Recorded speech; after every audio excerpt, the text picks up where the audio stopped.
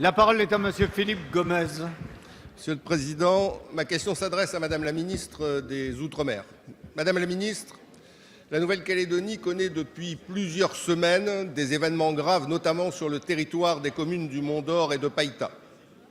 Un jeune homme a été tué, des gendarmes et des pompiers ont été blessés, des entreprises, une ferme, une école saccagées. La population calédonienne est exaspérée par ces troubles récurrents à l'ordre public qui gangrènent gravement le vivre ensemble dans notre pays. Dans ce contexte, c'est un esprit de responsabilité qui doit collectivement nous guider. Esprit de responsabilité d'abord en ce qui concerne le maintien de l'ordre. On ne peut laisser des mineurs multirécidivistes, notamment de nombreux délinquants très bien connus des services, continuer à bloquer la circulation pendant plusieurs jours ou tirer avec des armes de chasse de gros calibre sur les automobilistes, les gendarmes ou les pompiers. Ces auteurs de faits extrêmement graves doivent être interpellés, jugés et incarcérés. Il en va de l'autorité de la République, mais il en va aussi de la capacité collective dans notre pays à continuer à construire le vivre ensemble.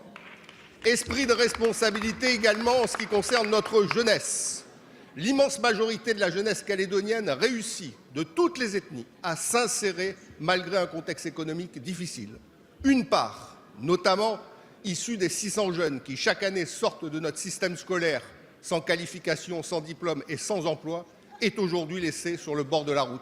Nous devons l'accompagner, État et collectivités calédoniennes unis. Voilà pourquoi, Madame la Ministre, ma question est la suivante.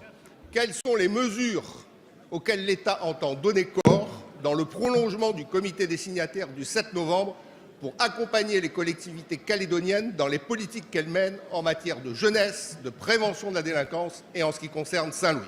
Merci Monsieur Gomez. La parole est à Madame Erika Baretch, ministre des Outre-mer. Merci Monsieur le Président. Monsieur le député Gomez, vous évoquez une situation extrêmement grave en Nouvelle-Calédonie que j'ai suivie et que je suis personnellement en lien avec le haut-commissaire et les élus locaux.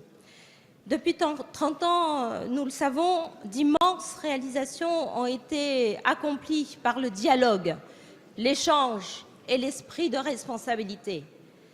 Mais la responsabilité, monsieur le député, c'est aussi de savoir sanctionner fermement ceux qui portent atteinte au vivre ensemble calédonien, au fameux destin commun.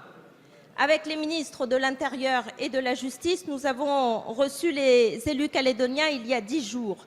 Un message fort est envoyé aujourd'hui par l'État. C'est 53 policiers et gendarmes additionnels qui seront déployés sur le territoire et une brigade de prévention de la délinquance juvénile qui sera créée. Mais nous sommes convaincus que nous devons aller plus loin et que la solution implique également de faire un effort renouvelé en direction de la jeunesse. Et c'est pour cela que nous avons décidé que la prochaine génération de contrats de développement pour 2017 et 2021, que j'aurai l'occasion de signer très prochainement chez vous, comporte 11 opérations Action pour la jeunesse pour un montant de près de 15 millions d'euros de crédit d'État. 3 projets seront spécifiquement consacrés à la tribu de Saint-Louis, où l'État investira plus de 4 millions d'euros en faveur de l'insertion sociale et professionnelle de la jeunesse. Nous rajoutons à cela un effort particulier sur le SMA, puisqu'en 2017, le RSMA accueillera 575 bénéficiaires, dont 45 de plus. Ensuite, nous continuerons la réflexion avec la possibilité de créer un EPID et le service civique calédonien qui vous est si cher.